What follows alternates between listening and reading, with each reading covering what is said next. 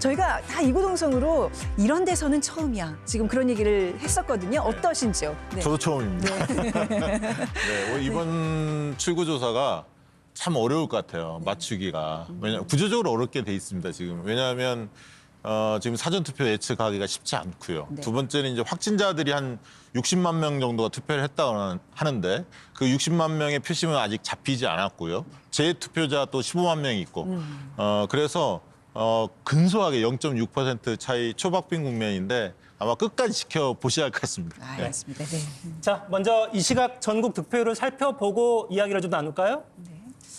네, 개표 초반이라서 아직은 많은 투표함이 열리지는 않은 상황이에요.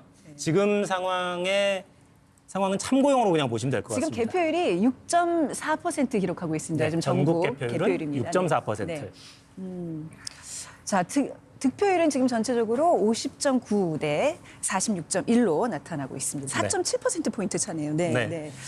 자, 개표가 진행되면서 계속해서 데이터가 올라올 테니까요. 네. 지금 판세는 의미가 없으니까 네. 이 질문을 제가 드리지 않겠고요. 자, 저희가 그 개표 출구조사 결과를 보고 아주 박빙으로 지금 붙어 있어요. 우열을 가리기 힘든 그야말로 오차범위 냅니다. 이 출구조사는 오늘 본투표에 참여한 오전 6시부터 오후 6시까지 투표자들만을 대상으로 합니다. 그래서 오차를 보정하기 위해서 방송 3사가 3월 6일과 7일 이틀에 걸쳐서 설문조사를 실시를 했어요. 10,000명을 대상으로 조사를 했고 답변한 5,100여 명 그중에 5,100여 명은 사전투표를 이미 했다라고 답변했습니다. 네. 이분들의 표심을 보시면 이재명 후보 51.7%, 윤석열 후보가 44.7% 이렇게 지지를 받은 걸로 조사가 됐고요. 오늘 출구조사 데이터를 보면 이재명 후보가 44.1%, 윤석열 후보가 과반으로 나옵니다. 거의 반대죠, 지금. 51.9%가 나왔어요. 그래서 이 자료들을 보정을 하면서 오늘 저희가 제공해드린 7시 반에 공개해드린 지지율 예측치는 이재명 후보 47.8, 윤석열 후보 48.4. 네. 이렇게 해서 오차범위 내로 지금 일단 공개를 해드렸습니다. 이 출구조사에 대해서 많은 분들이 어떻게 이게 보정이 된 거고 어떤 근거가 있는지 굉장히 질문들 많이 오셨는데 조금 해명이 됐을까요? 네, 아니요. 근거가 좀 되나요? 전문가가 네. 근데 이게 쟁점은 뭐냐면 그 사전투표가 지금 두 후보 간의 격차가 7%포인트로 나온 거 아닙니까? 한 5천 명 정도 응답을 좀 받아서 여론조사를 한 겁니다. 전화 면접 조사로. 그러면 그 이제 추정을 하는 건데요.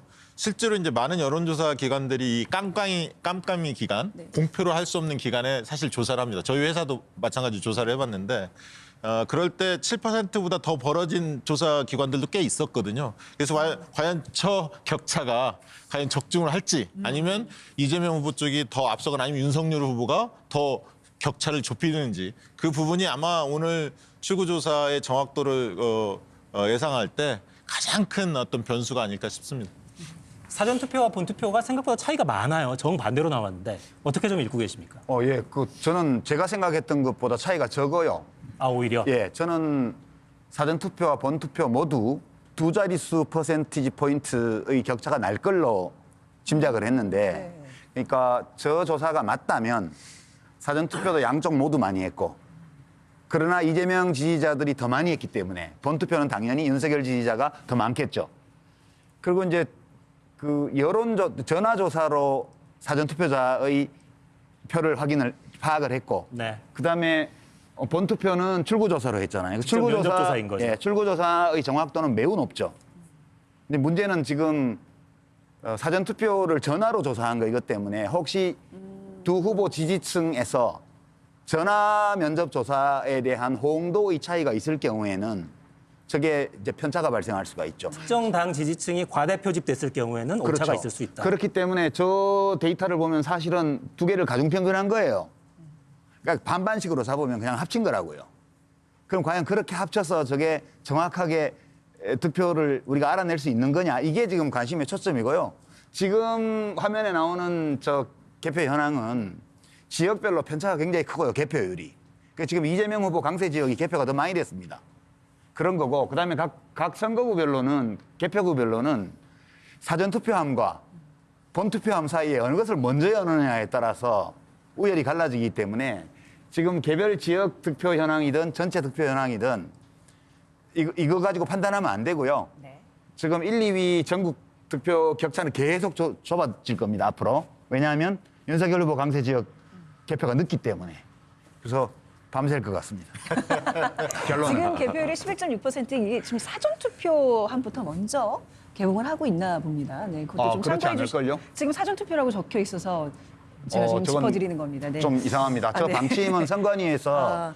개표를 할 때 어느 투표함부터 먼저 개표할지에 대해서 어떤 지침이 있다는 얘기를 못 들었거든요. 아, 네. 사전 투표함이 넣는 걸로 제가 알고 있습니다. 네. 아니, 지금 원칙이 없답니다. 섞어서 나중에. 지역별로 먼저 오는 개표함을 먼저 개봉하기 때문에 어떤 데는 사전 투표를 먼저 하는 데도 있고 네네. 어떤 데는 본 투표함을 개봉하는 데도 있고. 나중에 사전 투표함 이미 와 있는 거니까 그걸 확인할 먼저 필요가 열 수도 있는 있겠네요. 거예요. 네, 네. 네. 전 변호사님 그런데 한 말씀 해주시죠. 사전 투표에서 이제 조사를 하니까 물론 이거 뭐 여론조사를 하는 방식이지만 7% 이재명 후보가 이기고 그리고 본 투표에서는 출구조사를 하니까 7.8%가 이겼죠. 윤석열 후보가. 그래서 지금 박빙을 이루는 건데 아까 전남과 경북의 그 표차를 보니까 전남은 출구조사에서 발표한 것보다 그 윤석열 후보가 더 낮은 표를 얻고 있고 한 자릿수 득표율이 그때는 나오더군요. 8.2%로 나왔죠. 그리고 경북은 오히려 이재명 후보가 또 출구조사에서 이제 드러난 것보다 더 적은 표를 얻고 있습니다. 더 많이 벌어지고 있다는 거죠. 그래서 이번에 역시 결집하는 네. 양쪽 진영으로 결집하는 이게 그 강도 누가 더 세냐 이게 이제 승부를 가는 건데 네. 결국은 아까 제가 쉬는 시간에 다른 전문가하고 통화를 했는데 네. 그 얘기를 하더라고요. 역시 서울에서 민주당이 그 지고 전체 대선에서 승리한 경우는 아직 한 번도 없었다. 그러니까 이 마지막 표심에서 출구조사에서 보면 서울에서 지금 한 5% 정도로 윤석열 후보가 우위를 보인다는 것은 박빙이지만 윤석열 후보가 승리할 가능성이 좀 더 높은 것 아니겠느냐. 뭐 그분은 굉장히 객관적인 분인데 그런 얘기를 합니다. 예. 네, 박성희 대표님. 네. 일단 그 블랙아웃 들어가기 전에 사전 투표와 본 투표에 대한 여론조사 의향을 좀 물었지 않습니까? 저희도 그때 했는데 그거에 비하면 그러니까 압도적으로 그 민주당 이재명 후보 지지층들이 사전 투표를 많이 한다고 얘기했고 뭐 윤석열 후보 측이 본 투표를 많이 한다고 했습니다. 물론 이제 그 윤석열 후보 쪽에서도 사전 투표 많이 해달라 독려는 했는데 그래서 사전 투표는 이재명 후보 지지자들이 많이 했을 것으로 봤는데 그거에 비해서는 사실 아까 그 7%라는 차이가 생각보다는 적다는 생각이고 또 반대로 지금까지 보면 지난 총선하고 비교해서도 그렇고 네. 본투표 때는 윤석열 후보가 더 이겼을 것 같은데 또 저 7%도 생각보다 작고 20%도 좀 출구조사 결과이긴 합니다만 생각보다 아주 박빙으로 지금 나왔지 않습니까? 20, 30대가 다. 그리고 이제 전 변호사님 말씀하셨듯이 이긴 지역에서는 지금 현재까지 뭐 개표가 좀 적게 됐습니다만 이긴 쪽에서는 좀 더 이겼고 진 쪽에서는 더 졌고 뭐 이렇기 때문에 저거를 저도 지금 뭐 사전 투표하고 본 투표의 그 투표율 차이가 생각보다는 좀 적게 나고 있다 둘 다. 네, 저 그렇게 봅니다. 네, 그 개표율이 지금 전국 개표율과 저 사전투표 개표율이 지금 동시에 좀 번갈아 가면서 나오고 있다는 거 다시 한번 좀 알려드리겠습니다. 네, 자 후보들을 좀 검증할 수 있는 또 중요한 장이 바로 TV 토론이었는데요. 저 TV 토론에 관한 좀 얘기 좀 해볼까 합니다. 특히 마지막 토론에서는 두 후보 간의 그 신경전이 너무너무 치열했습니다.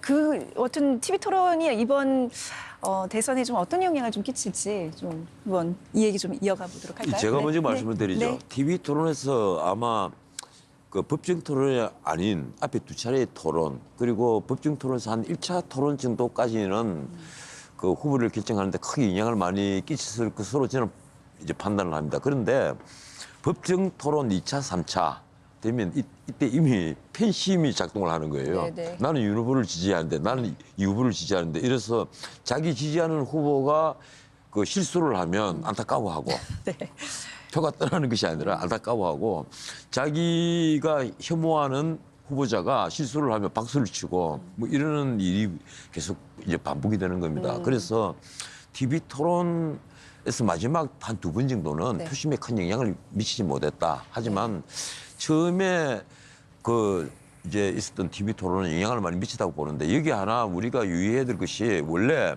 이재명 후보는 토론에 강하다, 잘한다. 이러고 윤석열 후보는 토론을 못할 것이다 하는 예단을 온 국민이 다 갖고 있었습니다. 그래서 윤석열 후보는 보기보다 잘했다. 이런 평가가 나중에 나왔고 이재명 후보는 뭐 그냥 생각한 대로 했다 이 정도의 평가밖에 못 받았거든요. 그래서 저는 TV 토론이 결국 그 두 후보 진영에 이게 지지자를 많이 끌어들이는데 큰 역할을 했느냐 저는 그렇게는 생각하지 않습니다. 사실 두세 번째 TV 토론할 때 보면 후보들 이미 지지 후보가 정했다. 이런 결집도가 굉장히 높은 상황이긴 했어요. 네. 결국 선거 전략이라는 측면에서 보면 선거 전략은 나에 대한 지지를 강화할 거냐, 나에 대한 반대를 약화시킬 것이냐, 상대에 대한 반대를 강화할 거냐, 상대에 대한 지지를 약화시킬 것이냐. 이 넷 중에 하나거든요. TV 토론만이 아니라 모든 선거운동이 그렇습니다. 근데 이재명 후보가 고전했던 이유는 사실은 야당에 대한 반대, 그러니까 집권 즉 나에 대한 지지 강화, 그러니까 지지층을 결집시키는 것보다는 4.7 재보궐선거 이후에는 적어도 민주당과 문재인 정부에 대한 반대를 좀 약화시키는 쪽으로 움직여 왔어야 되는데 그게 좀 약했던 거 아닙니까? 그리고 윤석열 후보는 야당이니까 당연히 상대에 대한 반대를 강화하는 심판론을 들고 나왔는데 그것만 가지고는 40%까지는 가겠지만 부족했기 때문에 나에 대한 지지 강화, 내가 더 좋은 대한민국을 만들 수 있고 내가 더 좋은 대통령이 될 수 있다는 비전과 리더십을 좀 보여줬어야 되는데 40%까지 오는 거는 네거티브로 충분했는데 그 뒤로 더 진격하기 위한 캠페인은 양 후보 다 좀 미흡하지 않았나 좀 그렇게 봅니다. 근데 TV 토론 이후에 이제 그 TV 토론 누가 잘했느냐라는 여론조사 결과가 많이 쏟아졌죠. 대체적으로는 다 이재명 후보가 가장 높게 평가를 받았는데 이게 실제로 이제 지지율에 영향을 끼쳤느냐 이게 이제 관심일 텐데요. 저는 이제 스윙층이라고 있습니다. 이 후보를 지지했다 저쪽 후보로 바뀌는 사람들, 흔히들 약지지층이라고 분류할 수 있고요.